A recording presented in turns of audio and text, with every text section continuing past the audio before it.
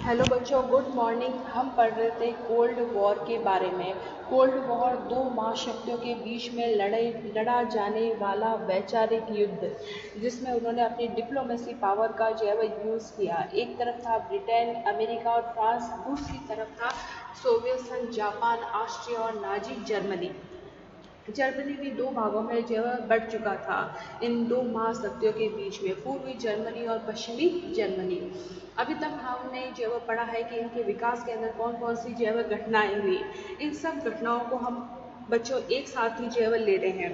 कल तक हमने पढ़ा था ट्रूमैन सिद्धांत के बारे में, मार्शल योजना के बारे में, बर्लिन की नाकेबंदी के बारे में, जर्मनी का जो है विभाजन के बारे में, और जो अस्त्र शस्त्रों की होड़ लगी हुई थी वो भी हमने कल देखा था। आज हम लेंगे जो है वो कोल्ड वॉर के अंदर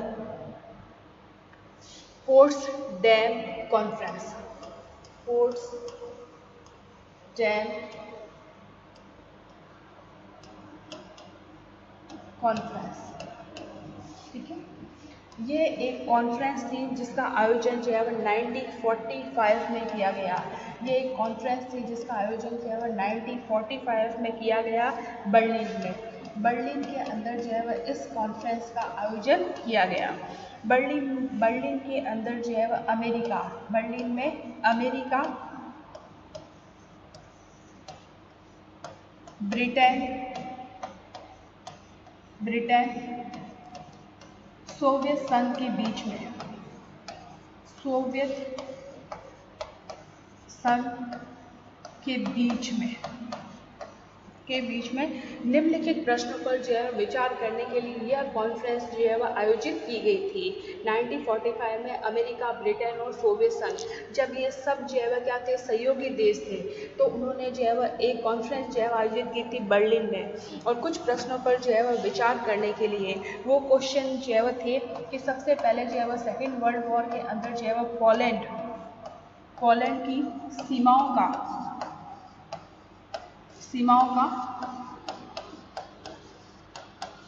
निर्धारण करना, पोलैंड की सीमाओं का निर्धारण करना, इस कॉन्फ्रेंस की जो है वो मेन पॉइंट थे। और फिर बाद में है ऑस्ट्रिया का आधिपत्य, ऑस्ट्रिया का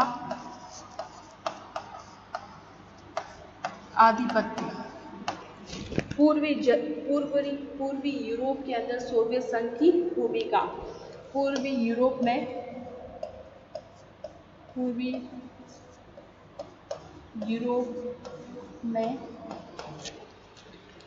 सोवियत संघ की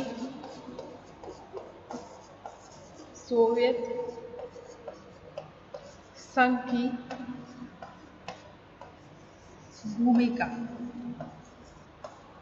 और पराजित जर्मनी में एडमिनिस्ट्रेशन की जो है वह स्थापना। ये कॉन्फ्रेंस मेनली जो है वह कुछ हाईलाइट पर बात करने के लिए जो है वह की गई थी सेकेंड वर्ल्ड वॉर के बाद में, कि है ना, पोलैंड की सीमाओं का निर्धारण किया जाए, ऑस्ट्रिया का जो है वह आधिपत्य, इसके अलावा जो है वह पूर्वी यूरोप में जो है सोवियत संघ की क्या भूमिका जो है वह रहेगी, और जर्मनी जो पराजित हुआ था जर्मनी, उसमें जो है वह एडमिनिस्ट्रेशन की जो है वह व्यवस्था करना। इस कॉन्फ्रेंस के अंदर जो है सोवियत संघ ये चाहता था कि पोलैंड के एक भाग को जो है वह बफर जोन के रूप में जो है वह बनाए रखे, बफर जोन यानी कि जो है वह सेंसिटिव जोन के रूप में जो है वह बनाए रखे। किंतु अमेरिका और ब्रिटेन जो है वह इससे सहमत नहीं थे। उसके बाद में जो है वह अमेरिका के जापान पर अणु बम जो है वह गिराना, मतलब बिना जो है वह सोवियत संघ को जो है वह इसकी इंफॉर्मेशन नहीं दी गई, और अमेरिका ने जो है वह जापान पर अणु बम जो है वह गिराए, जिससे सोवियत संघ जो है वह क्या था, नाराज था, क्योंकि ये सहयोगी देश थे। इधर अमेरिका जो है वह सोवियत संघ को बिना कुछ बताए अपने जो है वह काम जो है वह कर रहा था।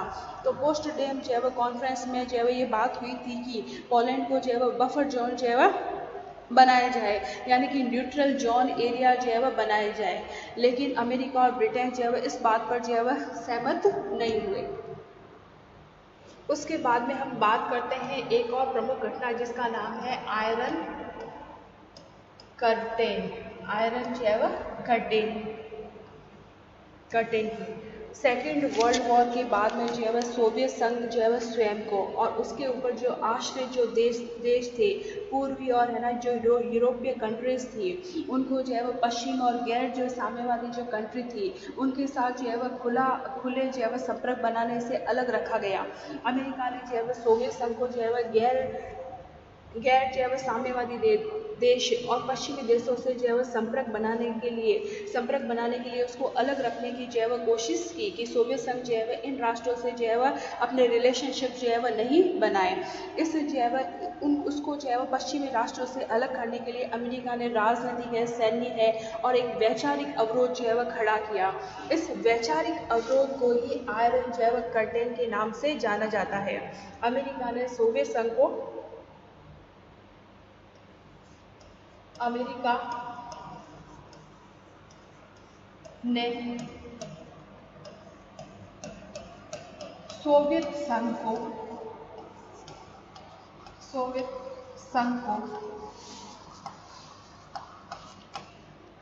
पश्चिम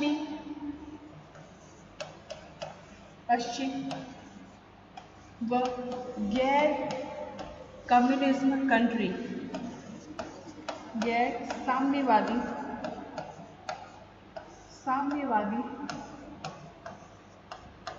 देशों के साथ खुले संपर्क से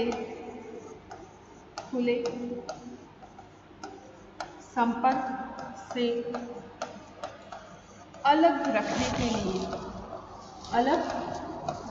के लिए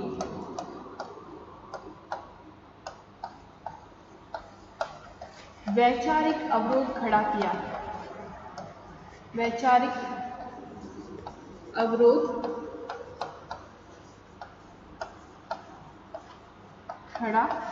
किया। इस वैचारिक अवरोध को ही कि सोवियत संघ जो है वह किसी और कंट्री से जो है वह संबंध नहीं बना पाए, रिलेशनशिप नहीं रखे, उसको ही जो है वह आयरन जो है वह कर्टेन की संज्ञा दी जाती है। और इस वर्ड का जो है वह सबसे पहले यूज ब्रिटेन के पीएम ने किया। ब्रिटेन के पीएम ने जो है वह इस आयरन कर्टेन वर्ड का यूज किया। किसने? विंस्टन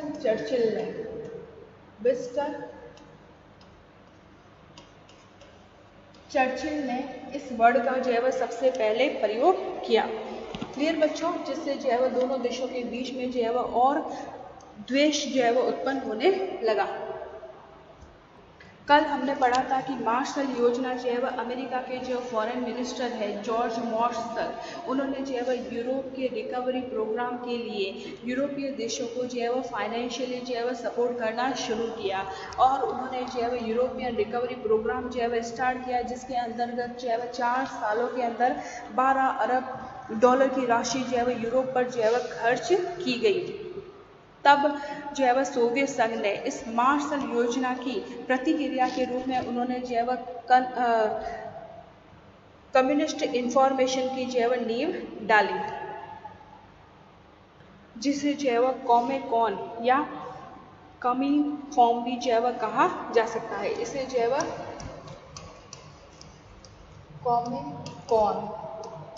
कॉमेकॉन की स्थापना मार्शल योजना की जो है वह प्रतिक्रिया के स्वरूप जो है वह सोवियत संघ ने जो है वह कॉमेकॉन फॉर्म की जो है वह स्थापना की, जिसे कम्युनिस्ट इंफॉर्मेशन जो है वह फॉर्म भी जो है वह कहा जाता है कॉमिनफॉर्म।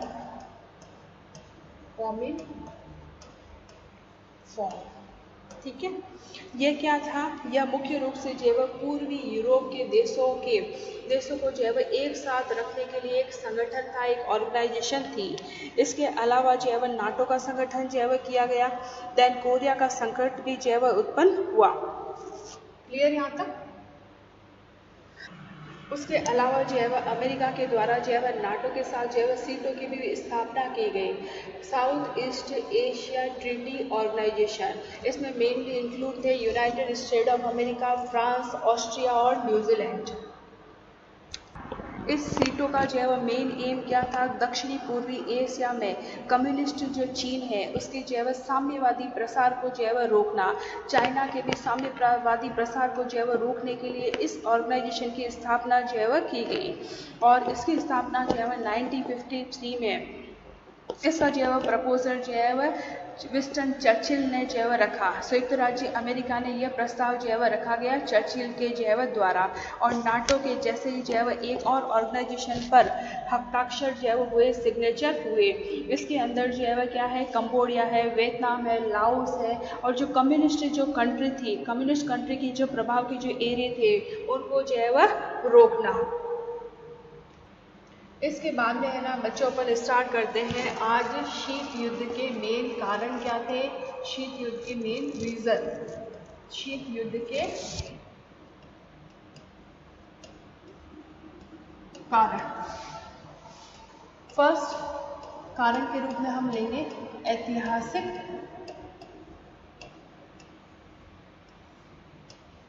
कारण। शीत युद्ध की उत्पत्ति का कारण जो है वह 1917 की बोल्शेविक क्रांति से माना जाता है। शीत युद्ध की उत्पत्ति कब हुई, 1917 की बोल्शेविक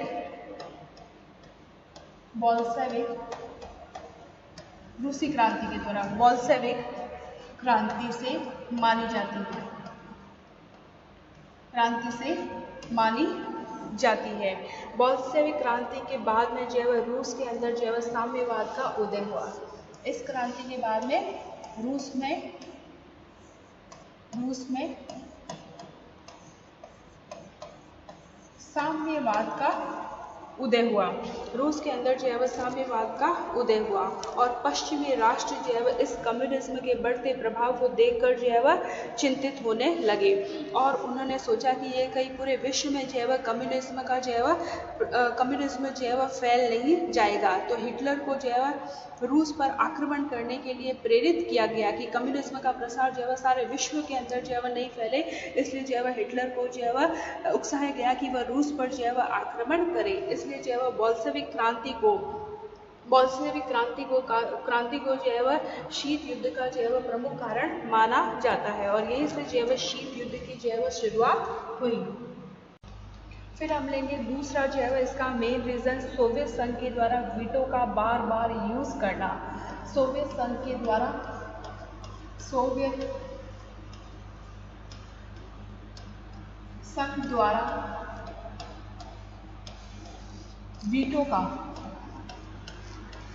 वीटो का बार बार यूज करना। अब सेकेंड वर्ल्ड वॉर की समाप्ति के बाद में संयुक्त राष्ट्र संघ की स्थापना होती है और संयुक्त राष्ट्र संघ की स्थापना कब होती है, 24 अक्टूबर 1945 को संयुक्त राष्ट्र संघ की स्थापना होती है।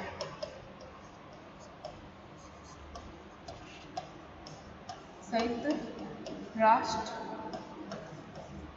संघ की स्थापना होती है और इस संघ में जो है वो 5 देशों को जो है वो वीटो पावर जो है वो प्राप्त हुई। लेकिन सोवियत संघ ने जो है वो बार बार जो है वो इस शक्ति का यूज़ किया, वीटो का जो है वो यूज़ किया और जो पश्चिम के जो राष्ट्र थे उनके सुझावों को मानने से इनकार कर दिया। इससे अमेरिका और पश्चिमी राष्ट्र जो है वह सोवियत संघ की जो है वह आलोचना करने लगे और उनमें जो है वह तनाव उत्पन्न होने लगा। संयुक्त राष्ट्र संघ की स्थापना होती है 1945 में, जिसमें 5 जो है वह कंट्री को वीटो पावर जो है वह यूज़ करने का अधिकार दिया जाता है। लेकिन सोवियत संघ जो है वह बार बार जो है वह वीटो पावर का यूज़ जो है वह करता है। इससे क्या होता है, पश्चिमी राष्ट्र और अमेरिका इसकी आलोचना करने लगते हैं, लेकिन सोवियत संघ किसी की भी बात नहीं मानता है। फिर इसका जो है वह थर्ड मेन रीज़न है संकीर्ण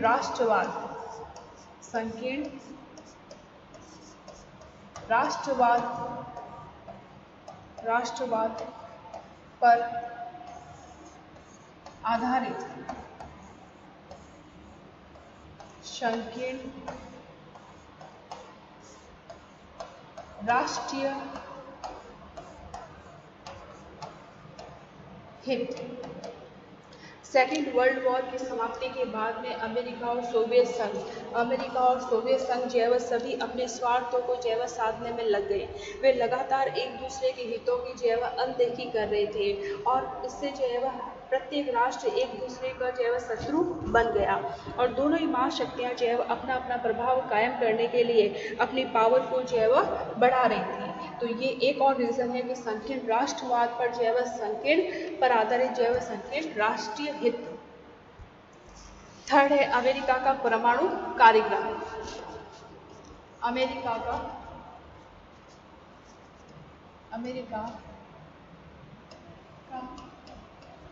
परमाणु कार्यक्रम। सेकेंड वर्ल्ड वॉर के बाद में जो है वह अमेरिका ने जो है वह गुप्त तरीके से परमाणु कार्यक्रम जो है वह विकसित किया। अमेरिका के द्वारा जो है वह न्यूक्लियर बम भी जो है वह गिराए गए। उन्होंने जो है वह न्यूक्लियर पावर से रिलेटेड जो है वह अनेक जो है वह क्या है प्रोग्राम जो है वह विकसित किए और सोवियत संघ को जो है वह सहमति में लिए बिना उसने जो है वह जापान के दो शहरों पर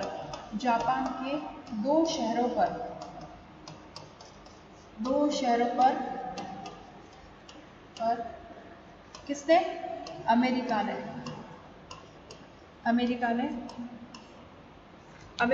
जो है वह अणुबम जो है वह गिराए। वो कौन से शहर थे? हिरोशिमा और नागासाकी। इससे जो है वह क्या है कि सोवियत संघ को ये शंका पैदा हो गई कि पश्चिमी राष्ट्रों को उससे जो है वह क्या है घृणा है और इसी भावना ने जो है वह शीत युद्ध को जन्म दिया क्योंकि सबसे पहले जो है वह अमेरिका, ब्रिटेन, सोवियत संघ एक ही थे। उन्होंने जापान पर बम गिराए जबकि जापान जो है वह सोवियत संघ का थोड़ा समर्थक जो है वह था, लेकिन अमेरिका ने सोवियत संघ को बिना बताए जो है वह जापान के दो शहरों पर जो है वह अणुबम गिराए। फिर बाद में फोर्थ है फांसीवादी ताकत को अमेरिकी सहयोग। फांसीवादी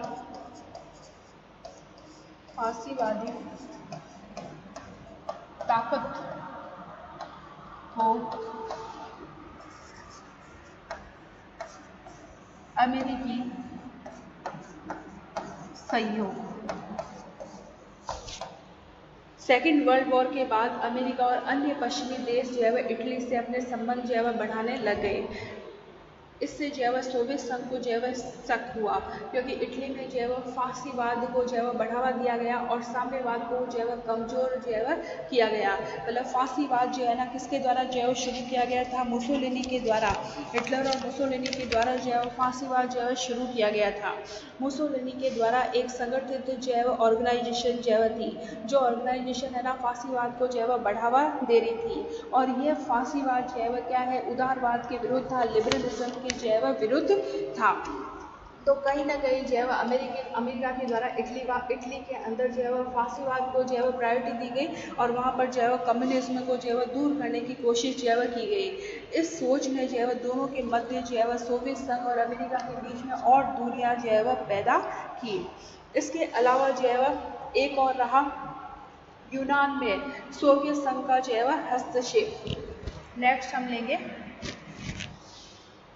यूनान में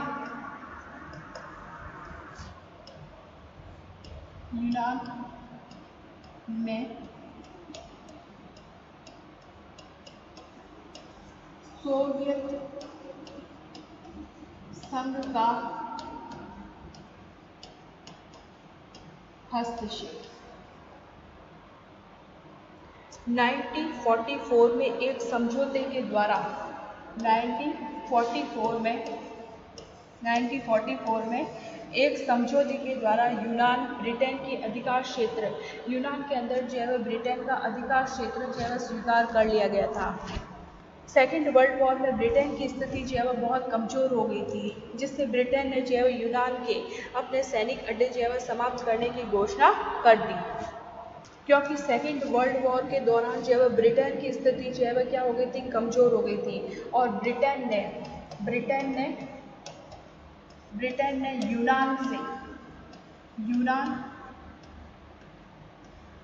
यूनान से अपने सैनिक अड्डे समाप्त करने की घोषणा की। अपने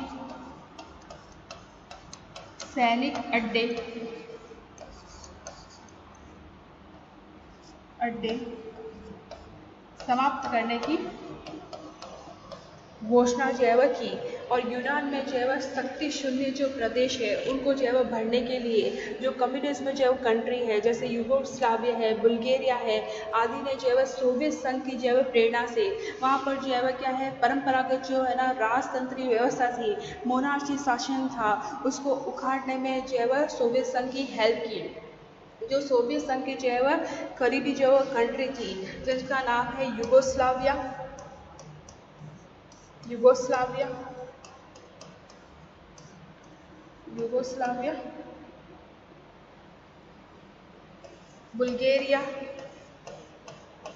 बुल्गारिया, इन कंट्री ने जो है वह यूरोप के देशों में है ना, यूरोप के देशों में या हम कहें यूनान के जो है वह देशों के अंदर जो परंपरागत जो है राजनीति थी और जो परंपरागत से राजनीतिक जो है शासन व्यवस्था थी उसको जो है वह उखाड़ फेंकने में जो है वह सोवियत संघ की जो है वह हेल्प की।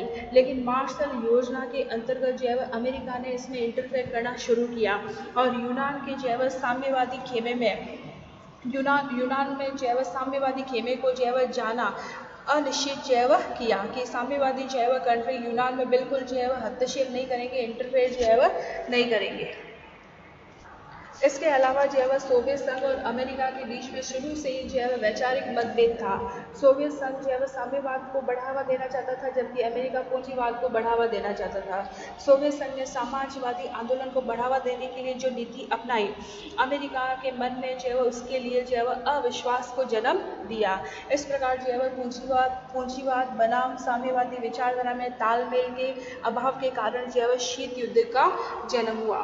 इसके अलावा जो है वह टर्की में सोवियत संघ का जो है वह हस्तक्षेप हुआ। टर्की के अंदर टर्की में सोवियत हस्तक्षेप टर्की के अंदर युद्ध के तुरंत बाद जो है वह सोवियत संघ ने जो है वह टर्की पर या उसके कुछ जो है वह भू प्रदेश पर जो है वह क्या होता है नार्विक जो है वह अड्डा बनाने का अधिकार जो है वह अधिकार के लिए उसने जो है वह दबाव डाला, परंतु पश्चिमी राष्ट्र जो है वह उसके विरुद्ध थे। जब टर्की पर जो है वह सोवियत संघ का जो है वह हस्तक्षेप बढ़ने लगा तो अमेरिका ने उसको चेतावनी दी कि टर्की पर किसी भी प्रकार का आक्रमण जो है वह अमेरिका बर्दाश्त नहीं करेगा। तो ये मेन रीज़न थे जिसने जो है वह कोल्ड वॉर को जो है वह जन्म दिया। अब हम बच्चों नेक्स्ट हम कल पढ़ेंगे शीत युद्ध के प्रभाव। क्लियर बच्चों? Thank you.